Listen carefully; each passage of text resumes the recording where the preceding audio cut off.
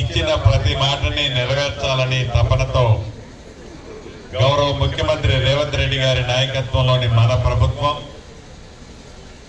అన్ని సంక్షేమ కార్యక్రమాలను చేస్తూనే అభివృద్ధిని కూడా ఎక్కడా తగ్గనీయకుండా ప్రతి గ్రామానికి, ప్రతి మండలానికి, ప్రతి నియోజకవర్గానికి సంక్షేమాలు ఎలా చేస్తున్నామో అభివృద్ధిని కూడా చేస్తూ పేదవాడి గోమానికి ఈ అభివృద్ధి సంక్షేమాలని చెదరవేసే కార్యక్రమాన్ని ఈనాడు మన ప్రభుత్వం చేస్తూ ఉంది.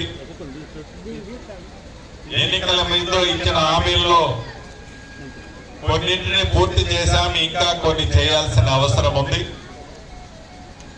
తప్పకుండా ఇచ్చిన ప్రతి మాటని నెరవేరుస్తూ మన నేలపట్ల గ్రామానికి కూడా అంతర్గతంగా ఇళ్ల ముందు ఉండే సిమెంట్ రోడ్లు ఇప్పుడైన వాటితో కలిపి పెద్ద ఎత్తున చాలా వరకు చేసుకున్నాం. ఇంకా కొద్దిగా అవసరం ఉంది. వర్షాకాలం వచ్చే లోపే వాటిని కూడా ఈ సీజన్ లో పూర్తి చేసే కార్యక్రమాన్ని చేపట్టుకుంటున్నాం. గ్రామంలో హైటెన్షన్ లైన్లు ఉంటే ఇళ్ల మీద వాటిని కూడా తీసేసే కార్యక్రమాన్ని చేపట్టుకున్నాం. ఇంటర్నల్ గా ఒక గ్రామానికి వీలైనన్ని రింగ్ రోడ్లు పూర్తి చేసుకున్నాం. ఆడబిడ్డలకి దొడ్డి బియ్యం బదులు సన్న బియ్యం ఈ ప్రభుత్వం ఇవ్వడం జరుగుతుంది.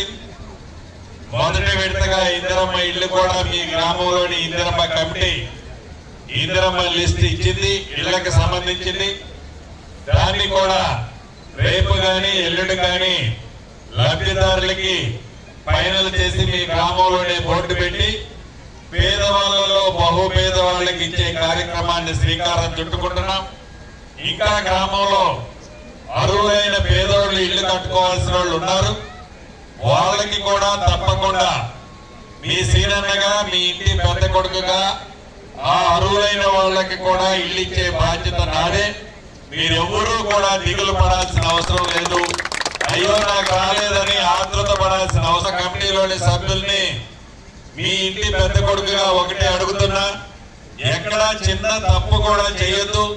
పేదవాడి దగ్గర మీరు ఏమీ ఆశించొద్దు.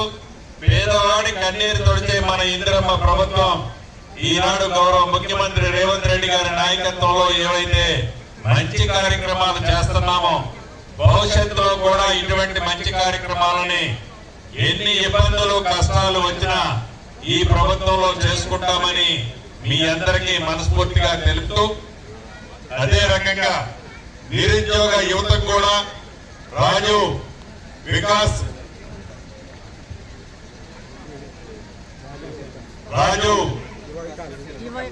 కింద ఈ జిల్లాలో ఈ నియోజకవర్గంలో సుమారు 3,500 మందికి 50,000 నుంచి 5 లక్షల రూపాయల వరకు ఆర్థిక సాయం చేసే కార్యక్రమాన్ని కూడా చేపట్టుకుంటున్నాం. ఇలా అనేక సంక్షేమ కార్యక్రమాలను చేపడుతూ మీ దీవెల్లో ఇందిరమ్మ ప్రభుత్వం వచ్చేటప్పుడు ఎలా పడ్డారో అదే విధమైన తాపత్రయము భవిష్యత్తులో కూడా ఉండే విధంగా మన ఇందిరమ్మ ప్రభుత్వ పరిపాలన ఉండదని మనస్ఫూర్తిగా మీ అందరికీ తెలుపుతూ, చెరువుకు నీళ్లు కావాలని కూడా మిత్రులు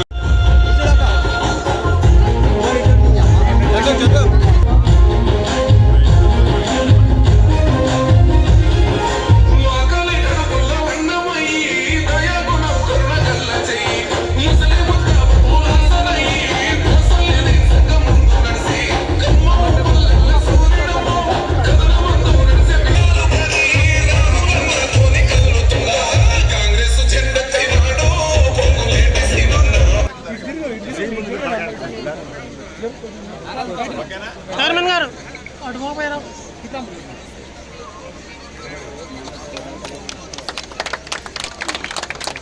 ముందుకు రామాకండమ్మా, వెనకాల ఉన్నారు సార్ ప్లీజ్. Okay sir.